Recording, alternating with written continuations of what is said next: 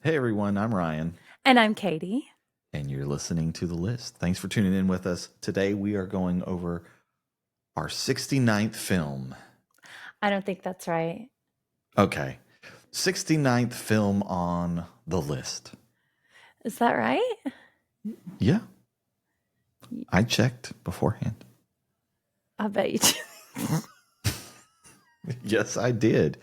And that film is It Happened One Night from 1934, directed by Frank Capra, starring Clark Gable and Claudette Colbert. It's our boy Capra. He's been on that list and he's going to stay on that list. Capra is and will always be on that list. Wow, some bold statements there. But I I agree, he's great. He Before is we great. talk about Capra, can I make an announcement? Sure. Ladies and gentlemen, you may have noticed that the posting schedule of the list has changed just a little bit.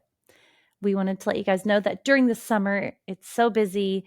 You're busy. We're busy. Life is busy. The sun is especially busy. Mm-hmm. And we wanted to let you guys know that for the summer months, we are going to move to a once every 2 week schedule, but we will be back to posting once a week sometime around August. So don't cry if you missed an Try episode not to because miss we us didn't too post one much. actually. Yeah. And if you're ever feeling sad, just go back and listen to last week's episode where I say Lukey Wookie. How would that not cheer you up? Or the week before, whenever that was. Well, should I give a summary? Sure, if you want to. Okay. So this movie is about a spoiled and rebellious heiress named Ellie Andrews, played by Claudette Colbert, who runs away from her controlling father to be with the famous aviator King Wesley. As her father uses his substantial fortune to track her down and bring her back home, a down on his luck hotshot reporter, Peter Warren, played by Clark Gable, inadvertently stumbles upon Ellie only to realize he has the hottest story of his career sitting right next to him. As we watch the two travel and struggle together, we watch as opposites attract in this screwball romantic comedy. Cute, cute, cute. It is a cute movie. Oh, I was looking at myself in the computer, but yeah, the movie is Wow, cute. you're conceited. Sorry, what were you saying? Oh, nothing. I was just going to say I've got some fun facts to go along with this movie Okay, as well. let's hear them. All right. So, fact number one, Claudette Colbert was born. I'm going to brutalize this. It's a French name. Emile Claudette Chachon. Emile Claudette Chachon. It is probably not pronounced that way at all. Chachon. Our French speakers, you can please correct me on my horrible pronunciation. Sandwich au fromage, s'il vous plaît. Anyway, did you just say, can you have a ham and cheese sandwich? Just Please? cheese. Just cheese. Oh. No That's about the jambon. extent of my French. Jambon. Jambon. Merci beaucoup. Christina Aguilera taught me some French, but I'll keep that to myself. Yeah, I hear that's one of the most common phrases that people say to French people, like Americans say to French people, and it's like extremely offensive. That's weird because, like, typically people outside of America really like Americans, especially the French, which are known to be a super friendly and funny group of people. Especially to Americans. Very open to other cultures, not at all stuck up and rude. Really surprised to hear that they don't like that. Well, Claudette was born in France. She had a French name. Mm-hmm. And as in the beginning of her career, she started off in Broadway and kept getting typecast as a French maid because she was able to speak English and French. And she purposely made her stage name Colbert, Colbert, not Colbert, so that she would not get typecast as a French maid anymore. Yeah, good for her. Like Um, it sucks. You go into an industry like acting and you just want to be a part of it, right? You're so starry eyed and you're like, I'll take anything. And then after years of it, you're like, okay, well, maybe that's enough. Maybe enough with the French maid stuff. yeah, I can only imagine.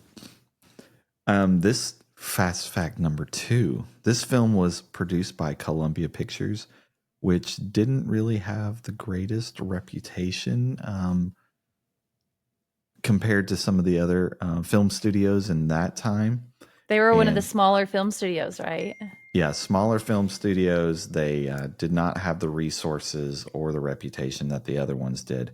And um, basically, Clark Gable was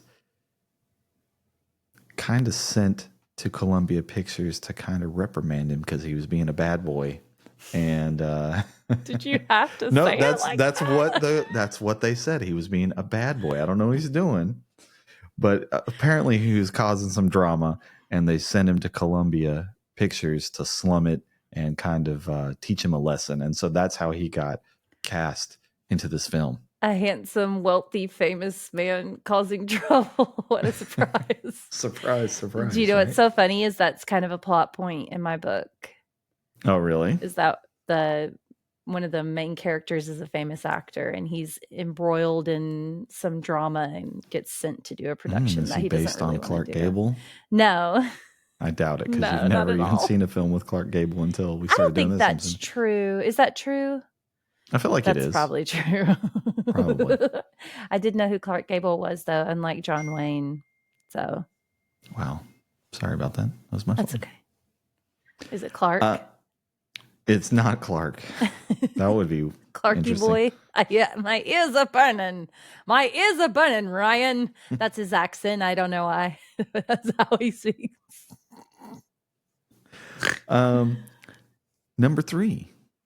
Supposedly, Claudette Colbert, I'm going to keep saying Colbert, Claudette Colbert almost didn't do the film because she didn't really care for Clark Gable. They had co-starred in a film before and I guess didn't really get along. Yeah. She scheduled a vacation so that she wouldn't have to do the film to say she had scheduling conflicts. And they were like, don't worry, we'll get it done quickly. Apparently, the script was written within a week.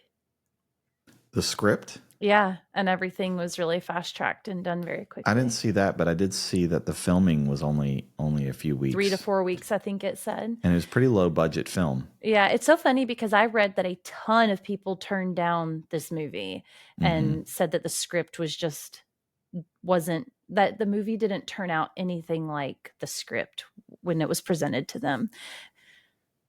Because, obviously it's on the top 100 greatest movies of all time. It's very decorated awards wise. And so you look back at all these people who turned it down and think they're maybe kicking themselves, but they all said it wasn't anything like that when they got sent the script. It's interesting because even Claudette Colbert said that towards the end of filming that she thought that she had just filmed The worst movie of her career. Yeah. And then it's so funny because it's like a big deal. Well, we'll get into that in just a second. Okay. For sure. And initially, this movie was, like we already said, kind of low budget, filmed super quickly. And it was only released to a few audiences initially, but I guess word of mouth spread and became this huge phenomenon. And it happened one night, became the first film to sweep the Oscars. It won all 5 major categories for Best Picture, Best Leading Male Actor, Best Leading Female, Best Director, and Best Writing. It won Oscars for all of that.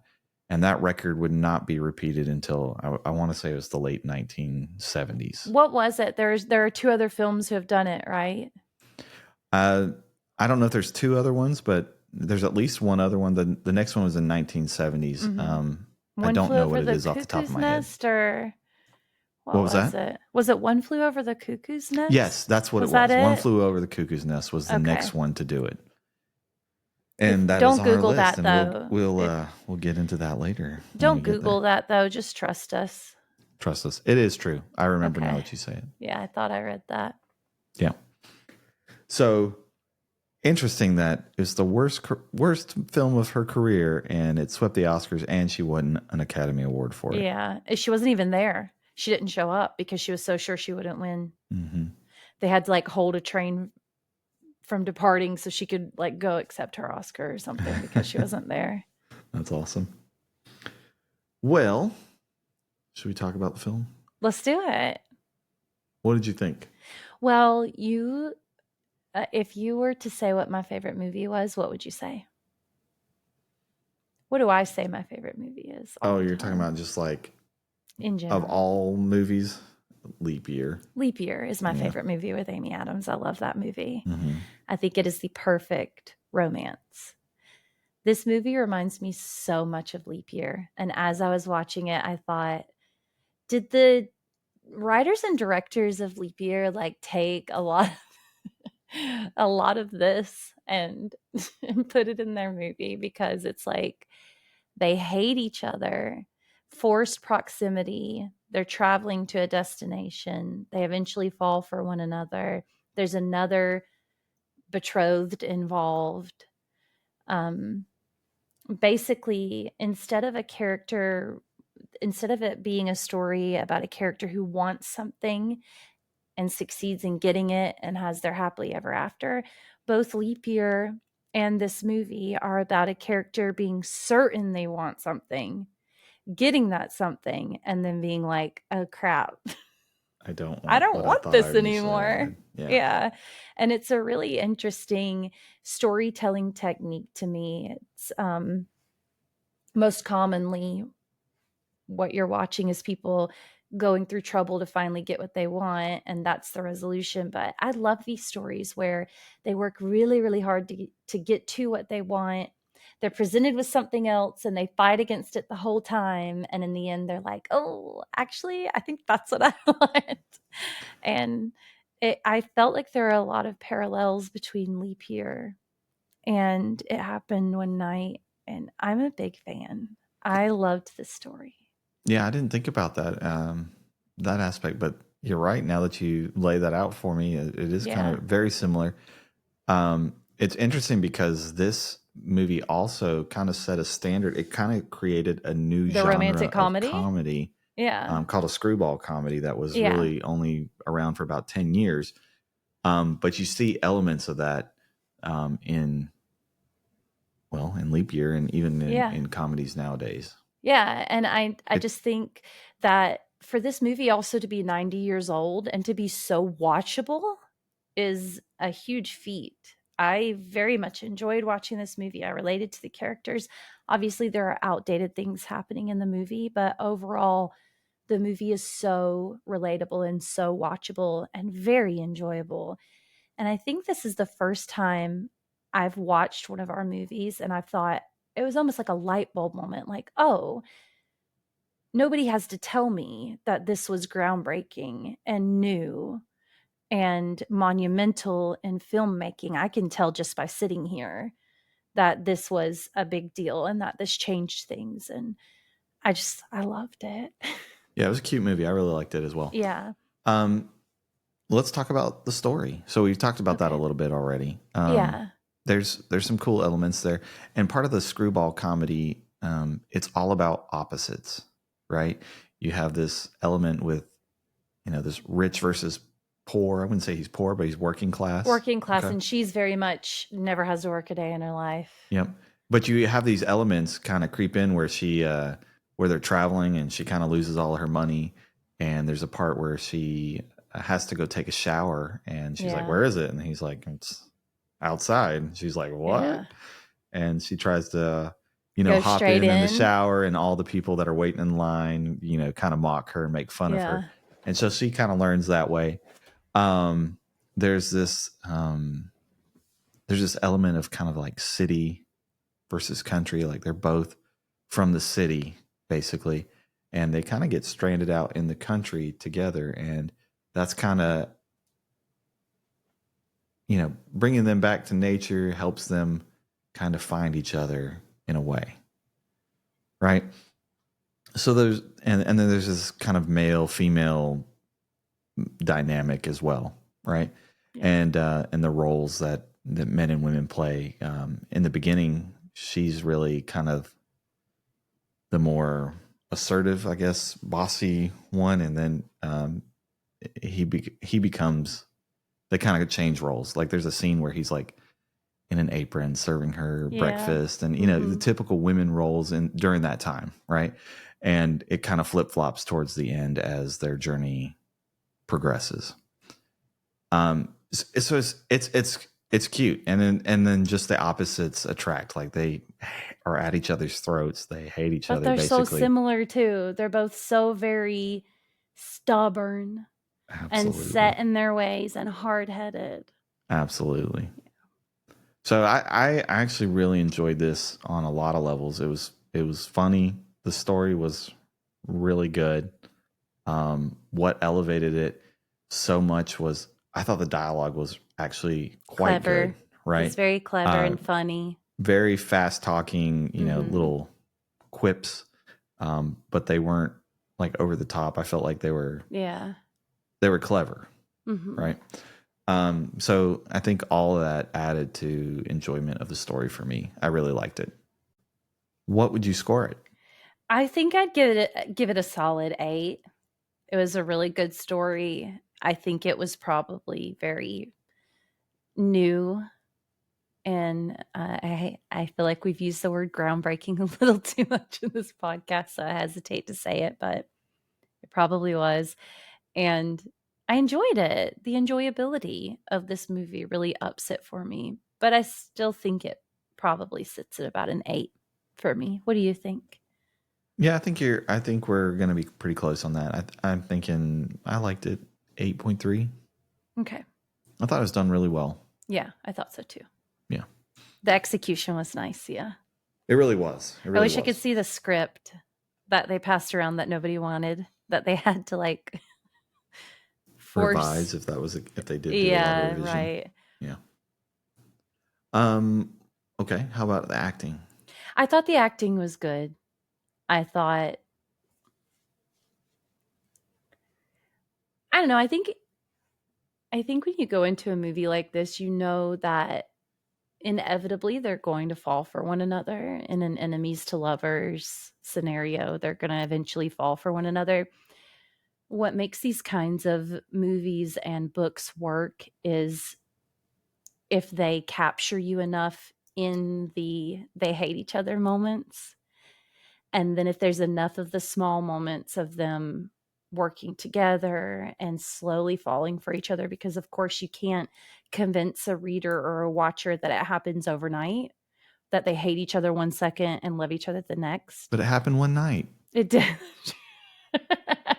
Just kidding. I thought the acting was really on the nose. It was perfect.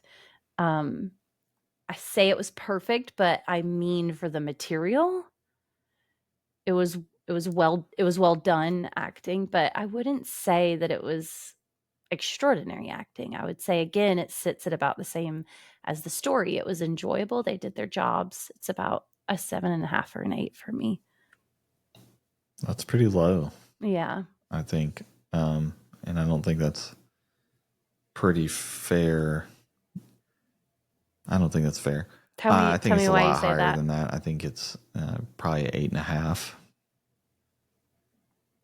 I'm not quite sure why you're ranking You, it so low. you're at a half a point higher than me. You said an 8.5, and I said a 7.5 to an 8. So I really, didn't hear the 8. yeah, I You said said seven seven and a and a half to half. an 8. But even at 7.5, you're only a point higher than me. It's not like I'm saying they're a 3 or anything. It just was good. Okay. I don't get the. I guess I don't understand what you're saying as far as the logic is why. I'm not sure what you mean by they were acting for the part that they had. The I don't know what acting that that means. happens in some movies, is it the script that and the acting together in a movie like The Green Mile that makes the acting so superb and touching that you're rocked by it for days afterwards? And then there's a movie like this where I'm like, wow, they did a really good job.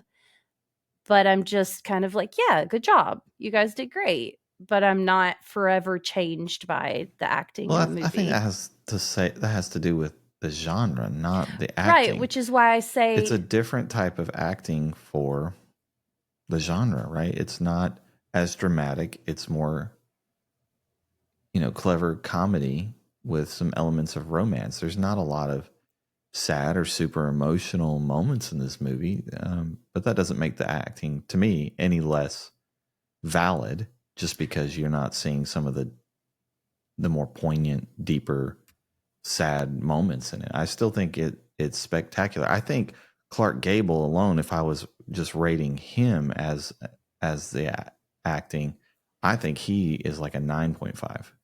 I think he's really great. He's super witty, super, quick talking. There's some really funny scenes in that, and and just some physical comedy to him for him, especially when he's talking to that guy who's trying to pick up oh yeah. on And he on Colbert uh-huh. in the bus and stuff like Mhm. that. I mean, there's some really funny moments in that. I thought he played spot on. Like I thought he was really good. Um, she is maybe a little less for me, and just some of the other acting kind of brings it down a little bit for me. But I think the two main stars, I think, 100% deserve the Academy Award, which they were nominated for. I thought they were fantastic. Yeah, I mean, I hear what you're saying. I think they were great, but if I were to say, like, I think that's why using these scales can be hard, is because it's definitely very subjective. It's Yeah. about both of our perspectives as we watch the movie. And for me, thinking of a movie like Leap Year, which is my favorite movie I've ever seen and is acted perfectly for the movie, I still would never score Amy Adams at a score the same as, what's the movie, the lady who plays Jo in The Office? Misery? Okay. Right, like I would never be like, "Oh, it's on the same level as like Misery," because that acting is so much higher caliber to me. I don't know, maybe it's just the genre. Yeah, I mean, like that's why I said I thought it was perfectly done within their genre and with the material that they were given, but to me the acting is just not impactful enough for me to be like, "Oh my gosh, this is like right home about it." Do you know what I mean? Yeah, I guess I just don't agree. It doesn't have to be emotional to be Yeah. good acting. I don't think it has to be emotional either, but I don't know. That's kind of what it sounds like you were saying to me. This is all I was trying to say is that Yeah. it, of course, you act for the movie that Yeah. you're I mean in, it right? right, of course. Doesn't make it any less valid. No, I didn't mean it was less It valid. I just just it guess just I sounds mean, like you're saying comedy, romantic is always going to be worse acting no, I don't than think the other acting was genres, and worse. it's I just just not true. think I don't think the acting was worse. I guess I don't know how to articulate what I'm saying. It just wasn't out of this world right home performance to me, but also I had no fault with it. Okay. So it was just good acting to me. Okay. Yeah, I was just trying to clarify. Yeah, no worries. Um, cinematography. I thought the cinematography in this movie was a lot of fun. There's some fun spots. Yeah. Yeah. Um the scene where so they go hitchhiking, right? I love this scene. And Yeah, they get it's one that will into stick with me for a long yeah, time. they get into the car with the guy who picks them up on the side of the road. Well, first off, the scene where he's trying to catch a He's trying to ride. teach her how Yeah. to And hitchhike, then and all he's she like, does "There's is several walk up different ways and to hitchhike. It's all yeah, depends on how you do it." she And he walks up and tries. shows her leg. Yeah, he tries like 3 or 4 different times, and they just pass him by, and she 20 just walks cars up, zoom by. doesn't even use her thumb, just pulls up her leg, and All of a sudden, "Arr!" gets a ride. It's really funny. It's very funny. I like that one, and then my other favorite is I actually really enjoyed the scenes where they put up the walls of Jericho, this Oh, blanket yeah. in between So them while cute. they're sharing a Yeah. room together.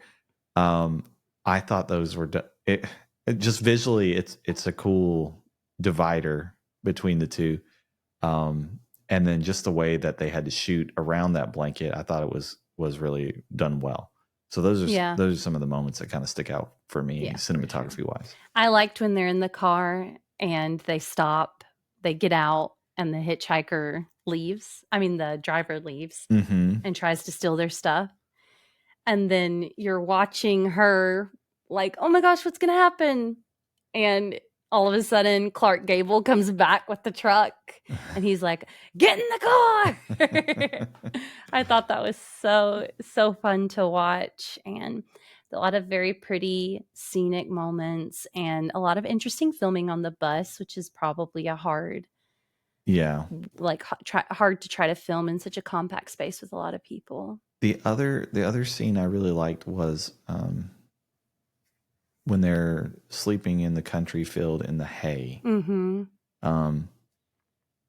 I thought that was filmed really nicely. Some really nice shots there.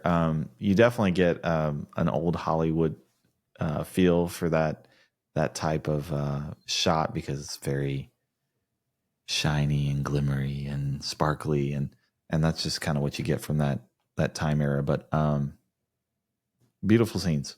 Yeah, I agree. I think I'm gonna rate this not quite as high as the other things. I think about a 7.7 for me. I would give it an 8. I thought it was good. And it was black and white. It was. Note Yes, that I it didn't was. say a word about that until now. I'm Until now. maturing. I'm maturing so much. What about the wow factor? What's the wow factor in this movie for you? I think the wow factor for me is maybe two things. The story. I loved the story. Mm-hmm. I loved it. Two characters with such clear motivation coming together. I mean, like, for heaven's sake, he's a news guy who just lost his job and really, really needs a story, and one literally falls into his lap. Yeah. Literally, she falls into his lap.